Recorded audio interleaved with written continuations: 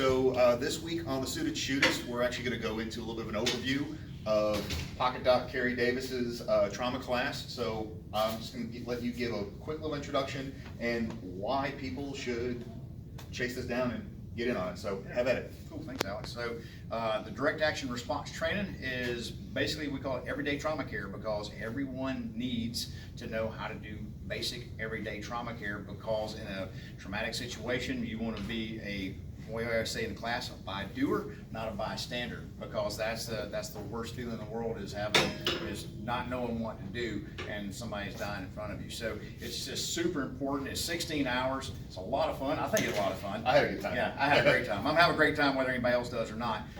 But the big thing is give people the confidence, empowerment to learn how to use different parts, different types of kits, different components, and learn how to do a rapid trauma assessment on a patient. And like I said, it's 16 hours, drinking from a fire hose, but it's a great class to get your feet wet if you've never done any kind of medical training. And even if you have done medical training, the big thing is you can always get at least one takeaway from it. You come with open mind. And it's not even like weapon or concealed carry centric. This is something that's like literally for everybody. 100%, man. If you exchange gases involuntarily, oxygen and CO2, then you need this class. It is literally for anybody. I've had as young as 12 years old in my class, all the way up to in their 70s and 80s. So those folks want to be prepared, and that's really what it's all about.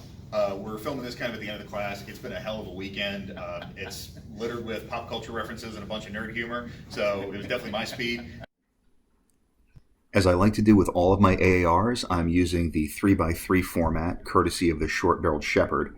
And in Kerry's class, the top 3 elements covered are going to be the major injury types that we see. And this covers everything from bruises to amputations and everything in between. The next aspect are going to be the assessment and treatment methods for each of these injury types. And then the third major focus, obviously, are the essential primary and secondary equipment necessary to address these various injuries.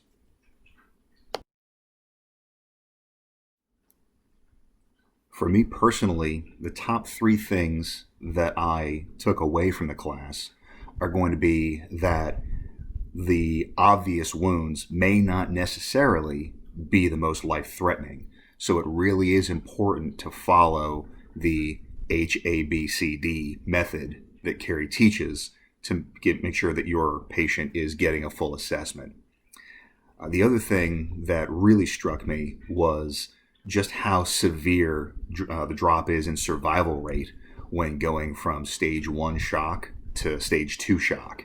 And so it really impressed upon all of us just how critical it is to control bleeding and address shock as quickly as possible.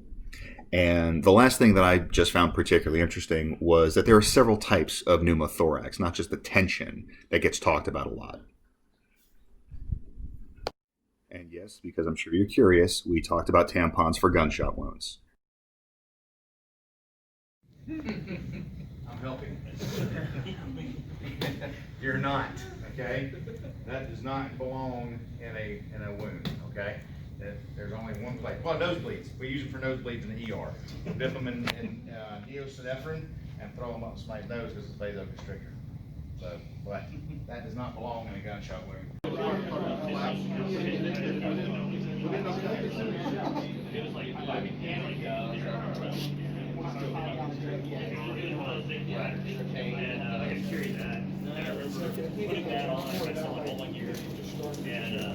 can feel my boots squishing as I walk.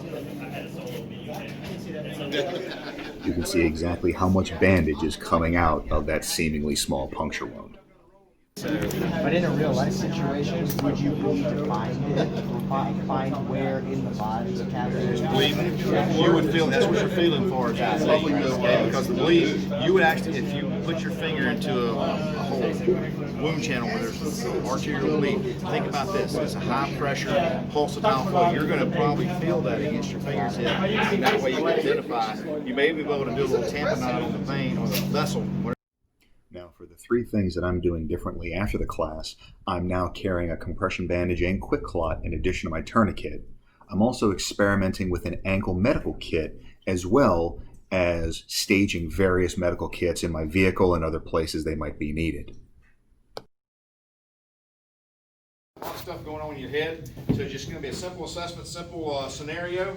Let's say I saw Robert riding a motorcycle, and somebody clipped him at a red light. They ran through a red light, and he was helmeted, and I saw him go this way, his motorcycle go this way, and the leg go that way, and he landed up on the side of the road. So this leg is no longer with us. This leg is no more. What would I need to do? First thing I need to do. Are you safe? All right, so saying safety. So I would need to. So he's on the side of the road, so he's already perfectly positioned for me to render aid. Yeah. So I'm gonna go ahead and scene safety. All right, scene safe. I'm gonna get my gloves on. I will look at someone and say, "Hey, you, call 911." Okay. Don't delegate. You got to delegate. You can't sit there and be generic with it and say, "Hey, will someone please call 911? Somebody please call 911." I've got to sit there and look at them and go, "You, knife hands." Yeah. Do what? Stop recording. Yeah. Stop recording and call 911. I need you to call 911.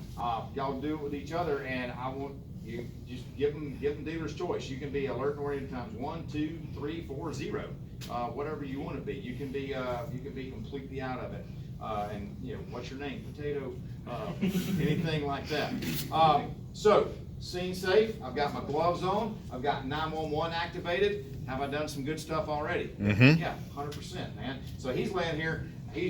Let's say he's moaning and groaning. So, okay. So he's laying here. My leg. Okay. So he's hurting. And I'm not going to go into and go, "What leg?" Quit talking, start working. So I'm not going to do that. I'll come up to him and say, "Hey, man, what's your name?" Robert, Robert, where you at? on the floor. All right, man, hey. That's pretty good. Hey, man, I'm going to put something on your leg. It's going to be real tight, and it's going to hurt a little bit, okay? Okay, what is it? It's called a tourniquet. Okay. Okay, it's going to squeeze up real tight. Now, why am I telling him this? So it's not a surprise he doesn't freak out. It's not a surprise, doesn't freak out, and I'm not going to put it on. It's not time that. It's not time. All right, what time is it? Got 15:52. I take out my handy dandy Sharpie, mark 15:52. Get that on there now. Got my gloves on. Robert, where were you going, man? To work. Okay. Where do you work? Walmart. All right. What do you do at Walmart? What? Okay. So, what's going on with his mental status? It's, yeah. Go down a little bit. All right. So, I don't see any blood on my hands. Hey, Robert, stay with me, dude. Yeah.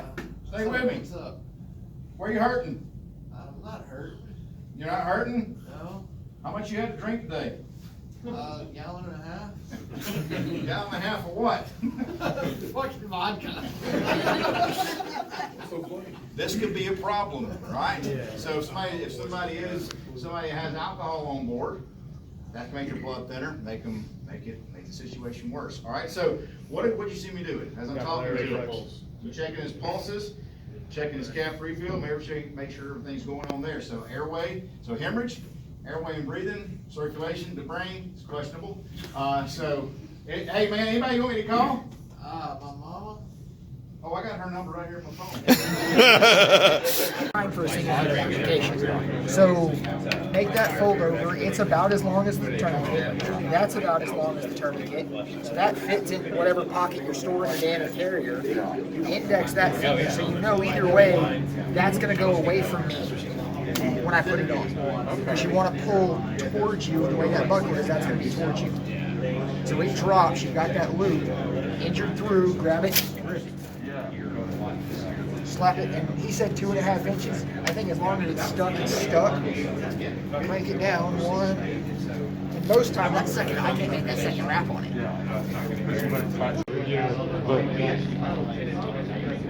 Let's see the capillary refill on that one. It's not refill. I've got actually really decent blood flow. That's 4, 5, yeah, so that's still taking.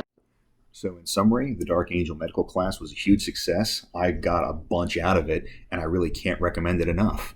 Please like and subscribe, and I'll catch y'all next week.